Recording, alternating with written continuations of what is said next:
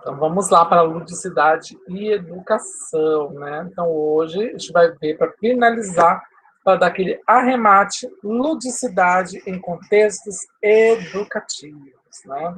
Contextos escolares, né? Então, a gente vai hoje conhecer os fundamentos da ludicidade e sua influência no processo de desenvolvimento e aprendizagem, bem como as contribuições do brincar nos contextos educativos, né, e compreender a importância do professor nas intervenções pedagógicas da ludicidade, além de compreender e identificar as funções lúdicas da brincadeira e compreender a brinquedoteca como um espaço lúdico propício para o desenvolvimento integral da criança. É que a pandemia acabou, né, com a ideia que eu tinha lá de montar uma brinquedoteca para a gente fazer isso, né? A ideia era que esse ano a gente fizesse uma brinquedoteca, mas a pandemia não ajudou, não. Então, para iniciar, a gente precisa compreender como seria a ludicidade no contexto escolar e que isso vai além da prática com brincadeiras ou jogos, né? Então, implica considerar aspectos lúdicos também no campo do ensino. Então, por exemplo, até mesmo o Minecraft para a educação é um conceito lúdico de trabalhar um conteúdo, né? Não deixa de ser um conceito lúdico. A ludicidade na escola deve ser pautada na criança e na criatividade dos professores, mas isso requer observação e planejamento. Sim, porque tem que pensar muito bem como que vai inserir isso no dia a dia, no cotidiano, no seu cotidiano, né? Então, como é que a gente vai incluir essa ludicidade no currículo e nas práticas pedagógicas, né? Então, primeira coisa, deixa eu ver se vai abrir aqui. Não abre, que é uma pena. Queria que abrisse o vídeo, mas não abre. Bom, mas vamos lá.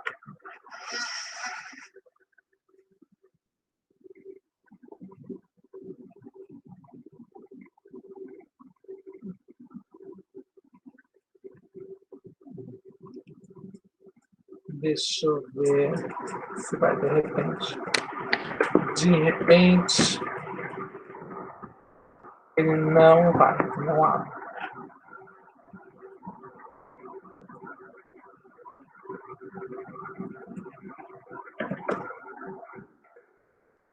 Não vai. Pena.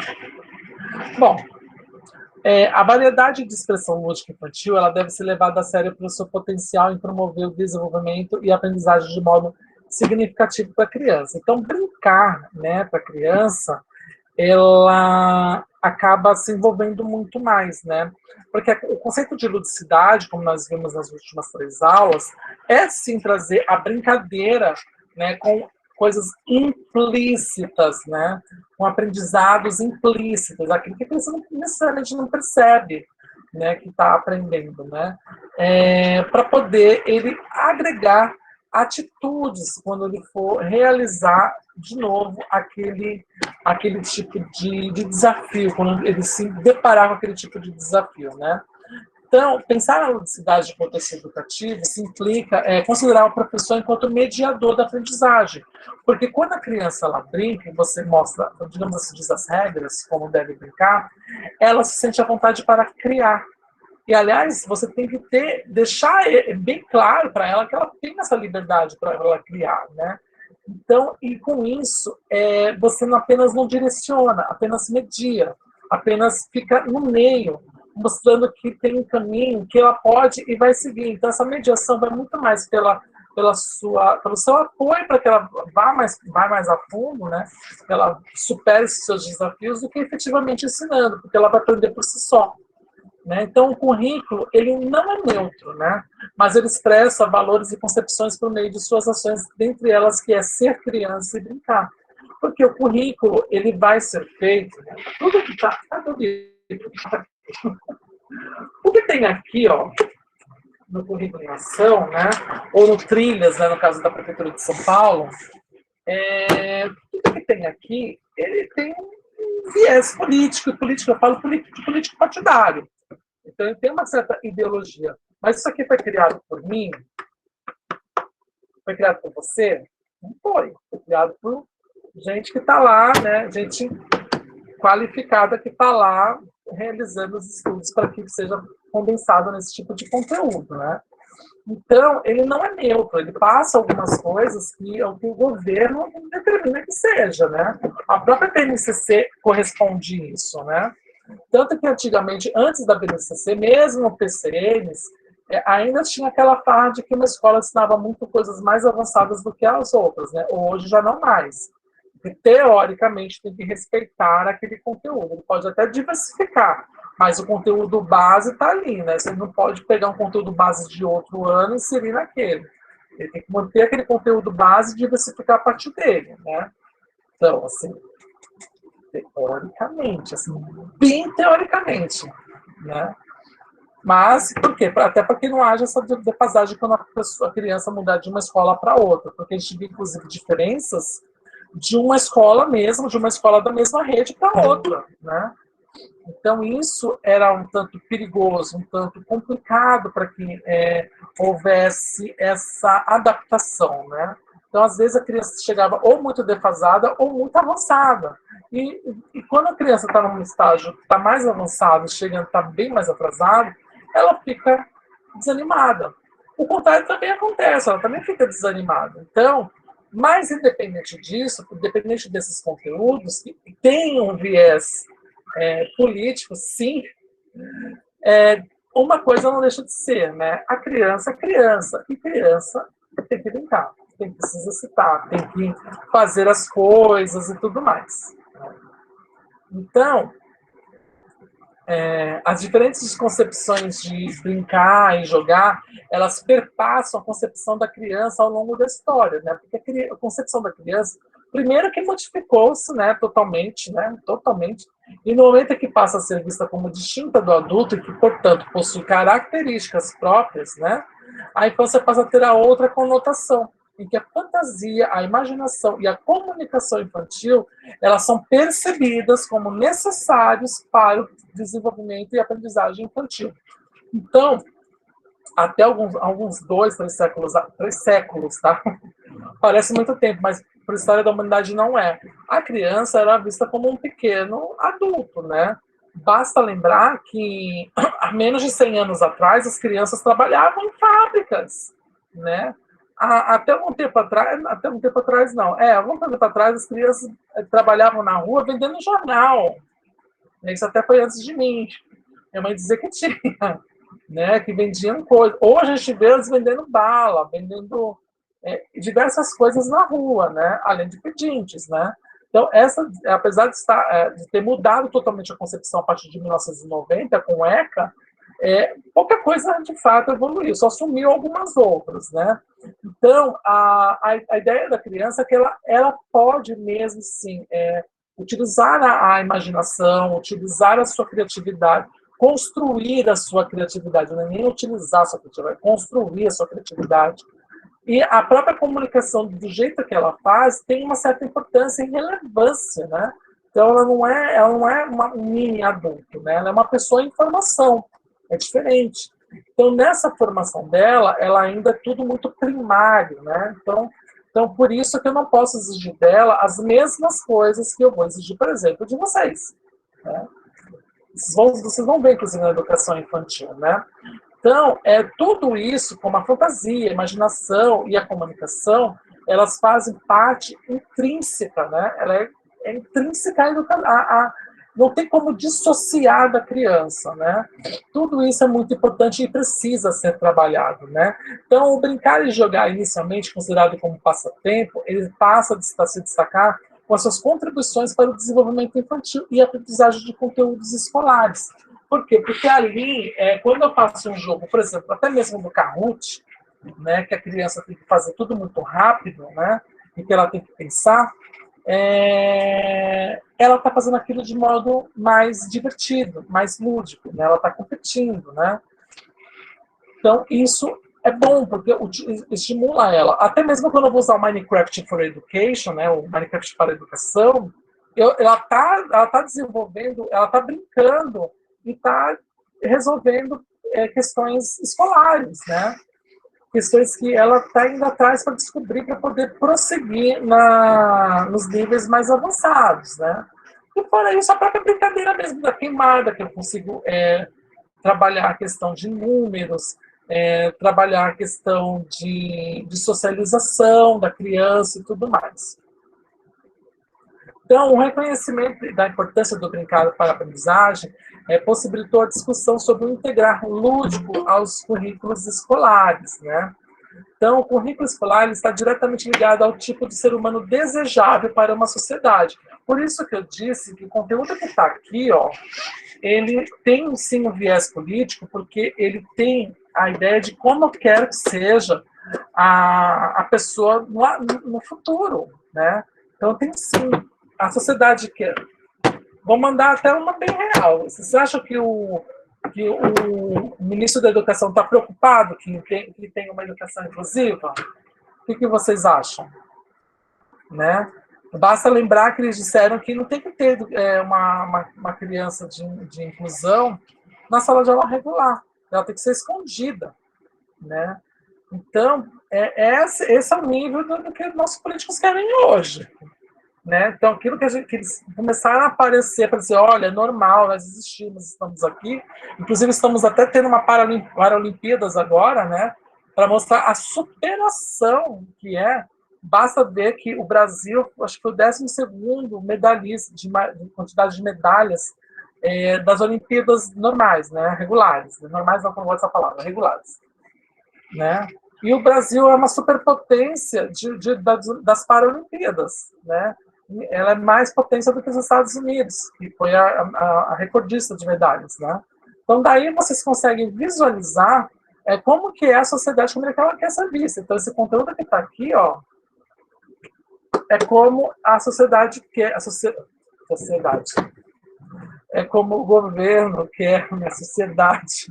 É como o governo quer que seja as pessoas, né? Então, é compreensível a alteração da conotação da ludicidade ao longo do tempo, né? Visto que a concepção de criança e infância se altera, tem-se uma educação coerente com tais concepções.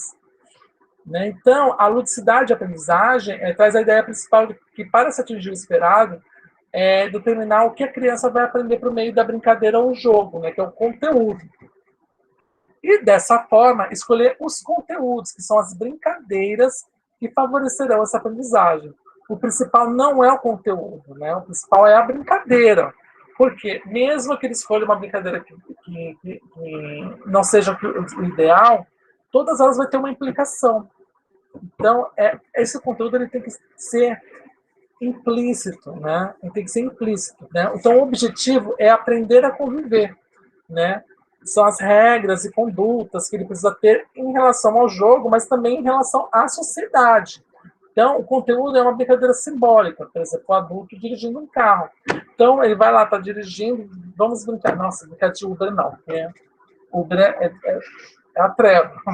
Mas digamos que ele está lá brincando que tem um carro e está dando carona para os seus colegas. Né? Melhor do que brincar de Uber.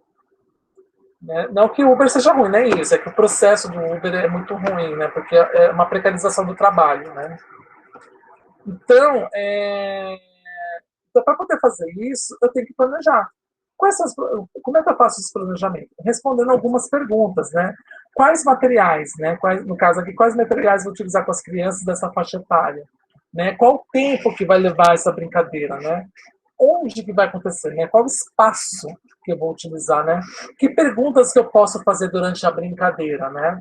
Então, tudo isso vai trazer elementos que podem ser trabalhados de modo mais coerente e social, né? Então, a gente precisa levar em consideração alguns aspectos do brincar, né?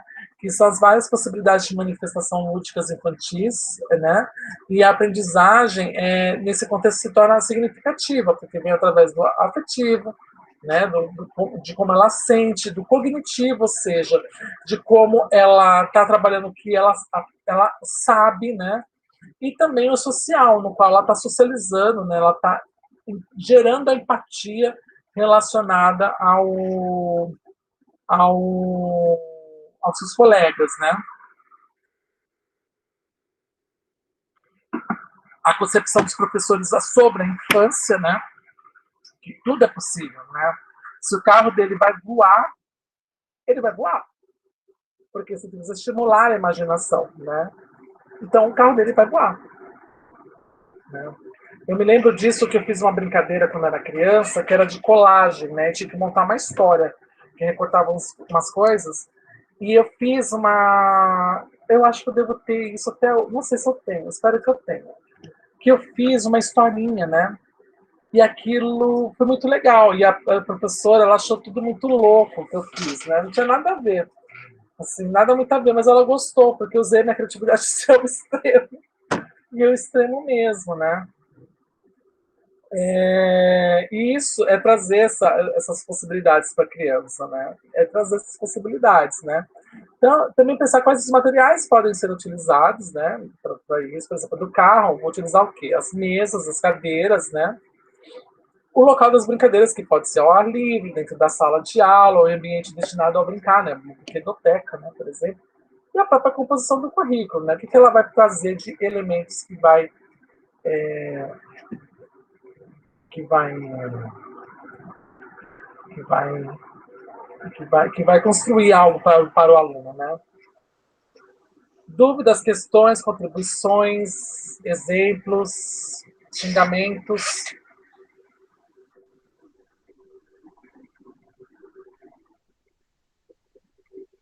Não, Lucas. Na escola do meu filho, eles fizeram esse semestre uma carta, tirei uma caixa de sapato para a criança decorar, encapar ela com papel contact para eles poderem também higienizar, né? Mas cada uma decorar da sua forma, que é onde eles vão guardar os lápis, tesouras, os materiais que eles usam. Então, é uma forma deles pegarem, ele fala que é a caixa do tesouro deles, né? Tudo que eles utilizam, eles pegam e depois guardam, uma forma deles poderem se organizar, né? Deixar tudo organizadinho depois para eles. Ele gostou bastante de fazer a caixinha na escola. Porque no caso, até mesmo utilizar o contact é bom, porque por mais que sejam umas coisas, desenhos meio fixos, ele vai usar a criatividade dele para poder fazer aquilo, né? Mas uma boa sacada, eu gostei.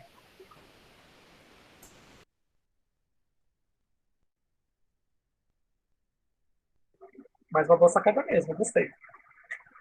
Então, a qualidade do brincar, ela deve ser uma reflexão docente, né? Então, não é o brincar por brincar, não é assim, vai, brinquem, não. Até mesmo quando eu brincava com as crianças no Fundo 1, eu brincava, por exemplo, em inglês, né? Então, eu ensinava para ela o que eram os comandos, né, em inglês, aí elas tinham que fazer aquilo, senão elas perdiam pontos, né? Cada grupo perdia um ponto. Por quê? Porque aquilo ali vai ter, por mais que seja solto, tem uma implicação. Por que eu estou fazendo aquilo, né? Então, até mesmo quando eu usava a questão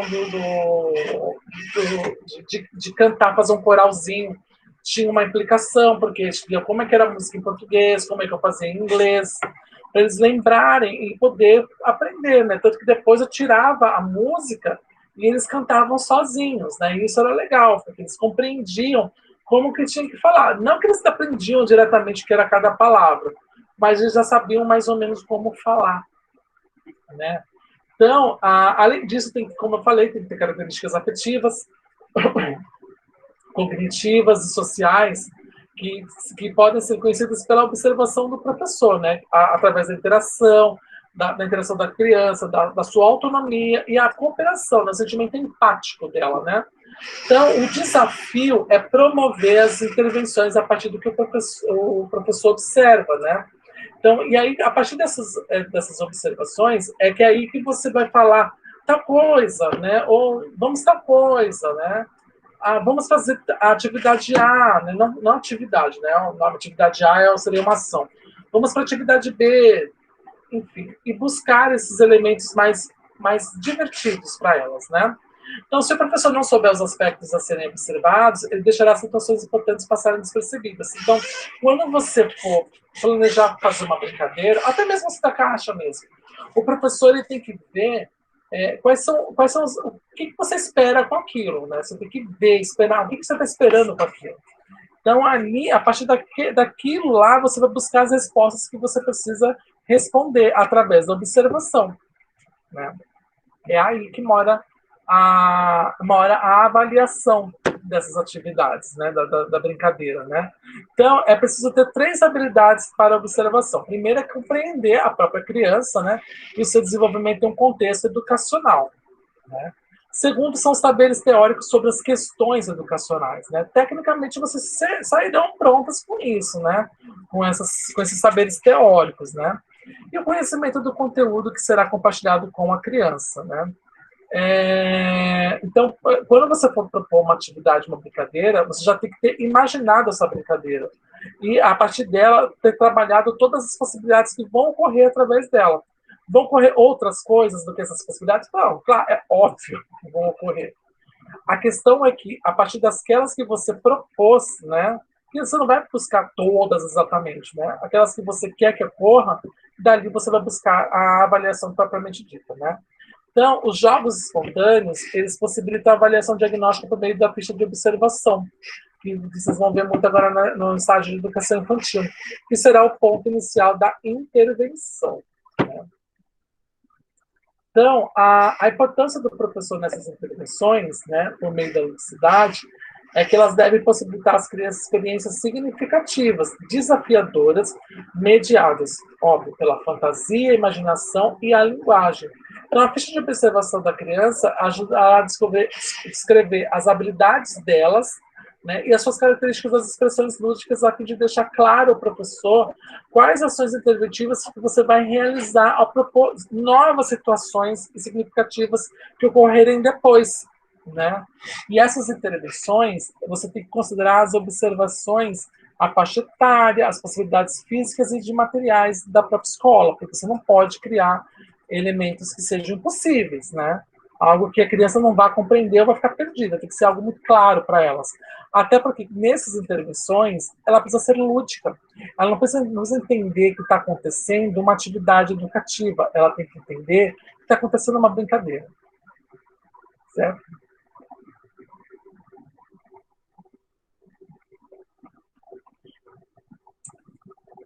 Bom,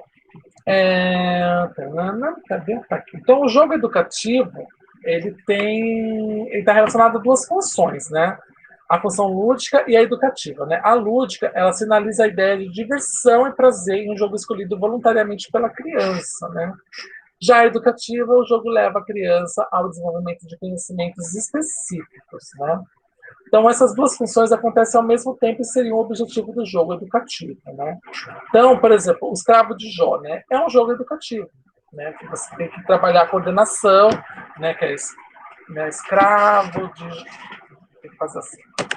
Escravo de Jó, jogaram caxangada. Não, já errei. Escravo de Jó, jogaram caxangada. Escravo de Jó, jogaram caxangada. Tira, põe, deixa ficar. Guerreiros com guerreiros fazem zigue-zigue-zague. Guerreiros com guerreiros. E assim vai.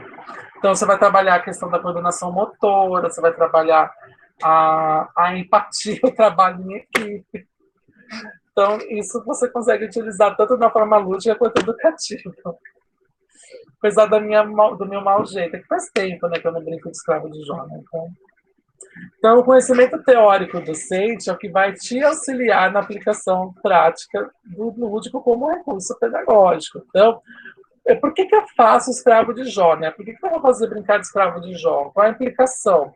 Como eu falei, aqui no caso, é para trabalhar a coordenação motora, né? O ritmo, né? Porque não faz assim, né? Então, o ritmo, a empatia e o trabalho em equipe, né? Então, são conceitos que são avaliados, né, na ludicidade. Então, eu preciso saber por que eu estou usando o escravo de Jó, né? Então, tem que definir os objetivos, né? Então, tem que ver qual é o nível de habilidade da criança com o seu, por exemplo, com a sua coordenação motora, né? Porque os objetivos é com conhecimento e sabendo observar a criança, o professor vai poder escolher os melhores brinquedos ou objetos culturais que contribuirão para alcançar os objetivos propostos. Então, se eu vejo uma criança, ela não está muito com coordenação, eu já tenho que propor alguma coisa diferente para que ela consiga ter a mesma habilidade que os outros vão ter, né? Óbvio que se ela errar uma vez não quer dizer nada. O problema é se ela errar sempre. Aí sim, aí tem alguma coisa errada que está acontecendo, né?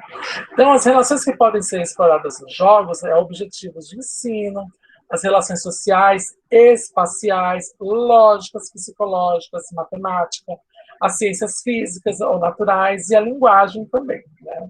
Além de aplicação de diferentes estratégias ao interagir com o outro.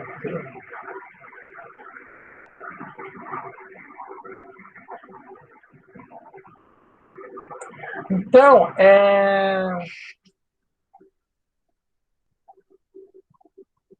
dúvidas?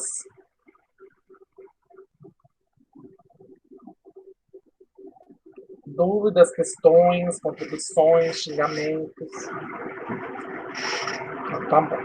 Então, para finalizar, vamos contar a história das brinquedotecas, né? A brinquedoteca é um espaço que tem brinquedos lúdicos. É onde você lá é um espaço livre onde a criança vai escolher o brinquedo que ela quer utilizar, né? Geralmente tem mais de um modelo desses brinquedos, né? Até para que não dê confusão.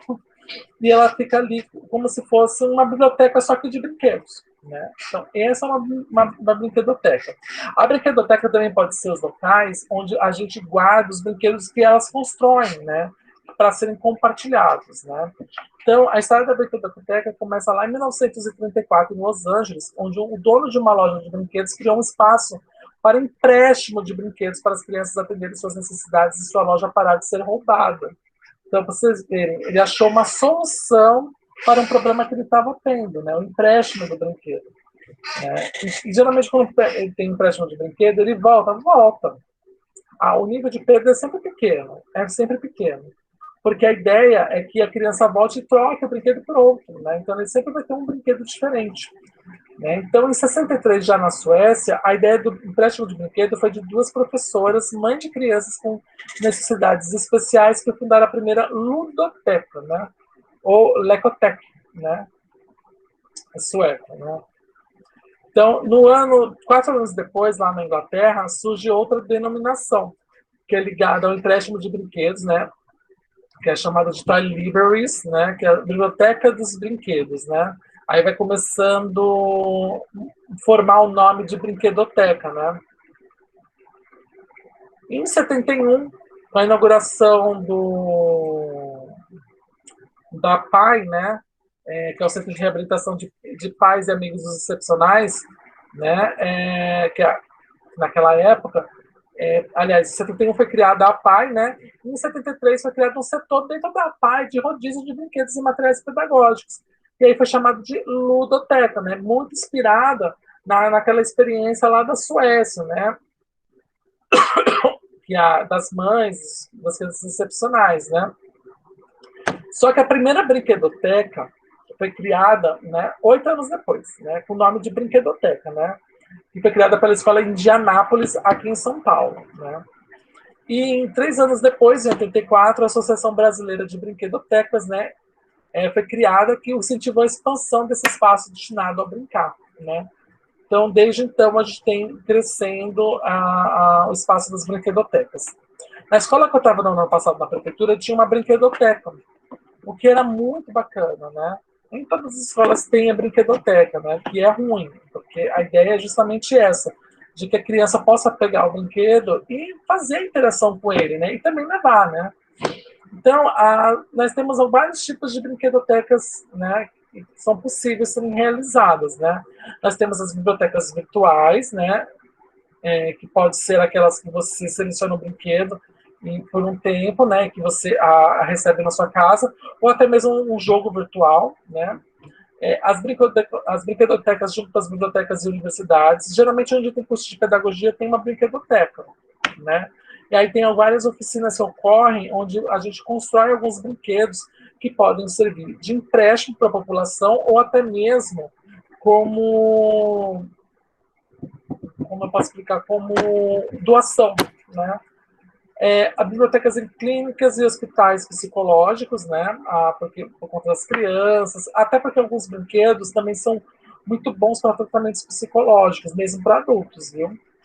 As brinquedotecas circulantes ou itinerantes, né, que são aquelas que vão de lugar em lugar, de tempos em tempos, com as crianças, geralmente elas pegam, ou brincam lá no mesmo dia e devolvem, ou elas pegam emprestadas e devolvem depois de um tempo, quando esse ônibus ou esse caminhão volta para lá. Né? Eu já tive uma experiência nisso, não numa brinquedoteca, mas numa biblioteca em cima de um caminhão. Muito bacana. E as brinquedotecas para testes de brinquedos, né? Geralmente são ligadas às fábricas de brinquedos, né? Agora estão mais restritas, né? Não por conta da pandemia, mas antes, porque as grandes fábricas elas ficam longe, né, das grandes cidades, e a ideia é que as crianças brinquem com brinquedos novos para testar a aceitação delas, né? Então, isso. E, por fim, as brinquedotecas escolares, que geralmente são organizadas em escolas de educação infantil, mas também tem no Fundi 1 também, e buscam disponibilizar os materiais e brinquedos a fim de contribuir para o desenvolvimento e aprendizagem das crianças. As crianças, como eu disse, elas podem entrar e escolher o brinquedo livremente. Então, para criar uma brinquedoteca, a gente tem que pensar nas maneiras de propor novos jogos, né? Bem como resgatar a cultura local. Por quê? Porque você não pode apenas pegar brinquedos e colocar.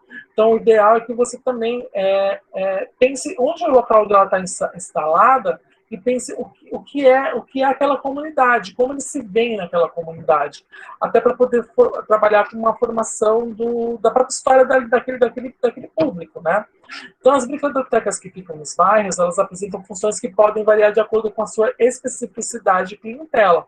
Então, a gente tem que pensar no público-alvo da brinquedoteca que ela vai atender e para que a gente possa dizer quais são os objetivos da própria brinquedoteca e as suas funções, né? O que ela quer, né? Só trazer o brinquedo para a criança? Lembre-se que na questão da ludicidade, não é só o brinquedo para brincar, tem que ter algo implícito para poder ter aquele brinquedo como razão de existir ali, né?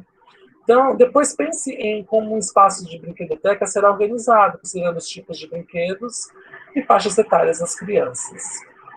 E é isso. Dúvidas sobre as brinquedotecas? Não, Lucas, no colégio que eu trabalho tem um. Então, ótimo. No site da Unopar, né, de vocês, tem uma brinquedoteca virtual. Né? Então, vocês podem participar dessa brinquedoteca, entrar para visualizar e tudo mais. Para vocês verem como é que é uma brinquedoteca. Ok, eu estou fazendo aquele curso lá que você mandou do Leandro Carnal, muito bom, por isso que eu entrei depois na aula hoje. Então tá bom. Obrigada. De nada.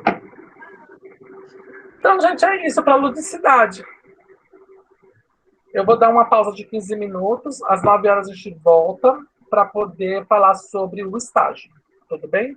Eu não vou desligar aqui o coisa, eu vou parar a gravação, mas não vou desligar aqui, e às 9 horas a gente retorna. Tá bom? Ok. Até mais tarde.